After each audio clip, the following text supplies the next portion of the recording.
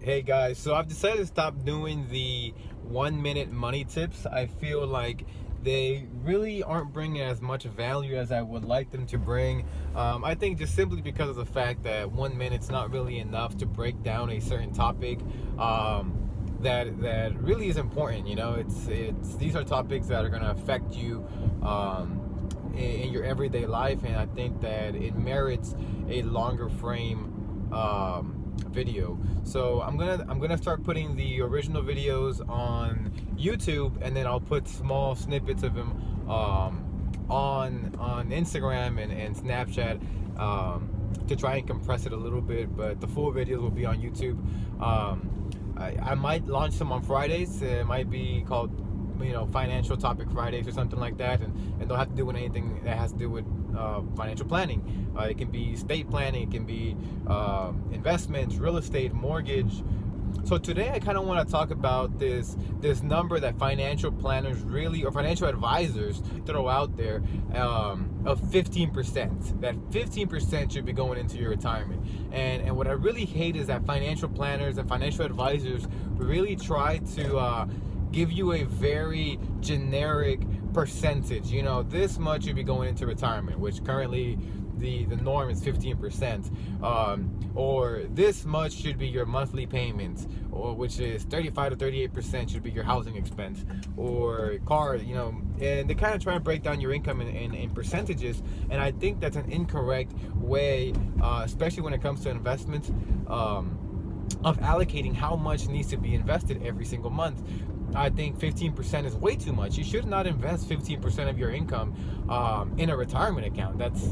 To me, that's not efficient risk management, right? What do I mean by that? What I mean by that is that basically, financial advisors tell you 15% because the bigger that your retirement accounts, the more that they're going to get paid that asset under management fee, right? The more money that they will make, not necessarily the more that it's going to better your life. So I think that the way you should look at it is that you should say, how much income, how much cash flow do I need coming in when I retire for me to live a comfortable lifestyle?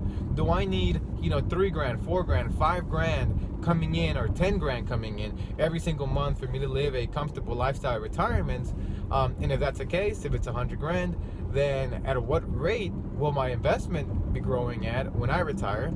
And how much do I need to accumulate for it to produce that amount of money? Do I need to accumulate 2 million? Do I need to accumulate 5 million? And then once you come up with that number, then you say, okay, at what rate of return do I think that my investment will grow throughout the next 30 years or 40 years or 50 years? And if I bring it back down to the present value, how much do I need to make, how much do I need to invest every single month into that retirement account for me to be able to reach my goal? So do I need to invest $300 a month, or 500, or 400? You know, whatever that number is. It might be 1,000, right? Depending on how much you want. But coming up with that number, and not necessarily a percentage.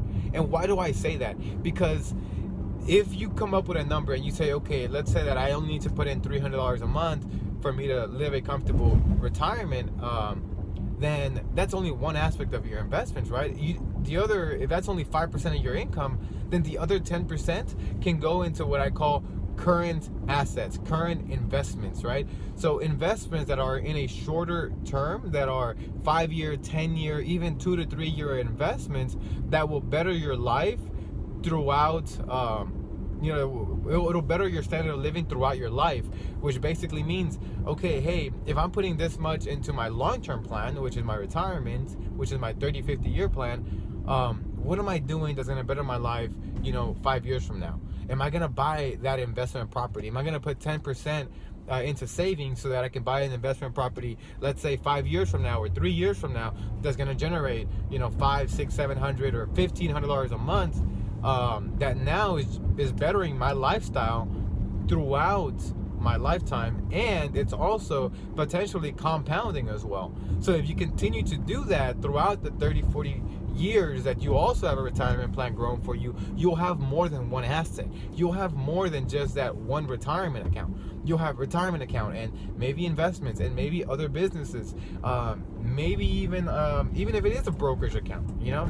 So but the point is that you divided your investments. Instead of just saying, hey, it's going to be a 50-year plan or a 30-year plan, I actually have a 5-year plan and a 10-year plan and a 3-year plan as well that is going to increase my lifestyle, that is going to minimize risk. And that's something that people don't talk about, financial advisors don't really talk about, is minimizing the risk of not living until retirement, right? Because there is that risk. It's a real risk. People die at 25 years old. People die at 40 years old.